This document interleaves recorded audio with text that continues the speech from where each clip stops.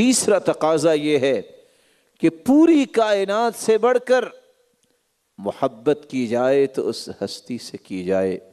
رسول اللہ صلی اللہ علیہ وسلم کا فرمان ہے، والذی نفسی بیدی لا یؤمن احدکم حتی اکون احب الیہ من والدہ وولدہ وفی روایت اخری من ولدہ ووالدہ والناس اجمعین۔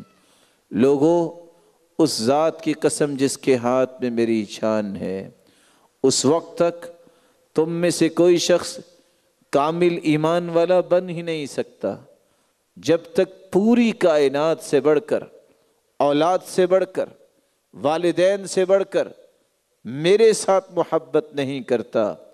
کیسے پتہ چلے گا؟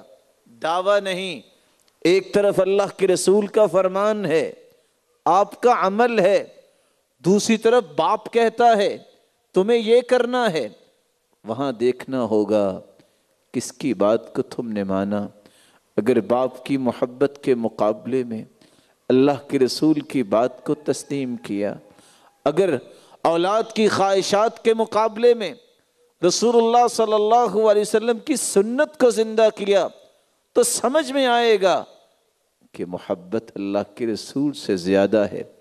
اور اگر ایک نہیں 10 حدیثوں کے باوجود باپ کہتا ہے بیٹا تمہیں شیو کروانی ہے، بیٹی تمہیں پردے میں نہیں رہنا، اگر باپ کی اس بات کو مان لیا اور اگر رشتہ داروں کی تانوں کو سنتے ہی سلنڈر کر گئے، اس سے پتہ چلے گا کہ اللہ کے رسول کی محبت سچی نہیں۔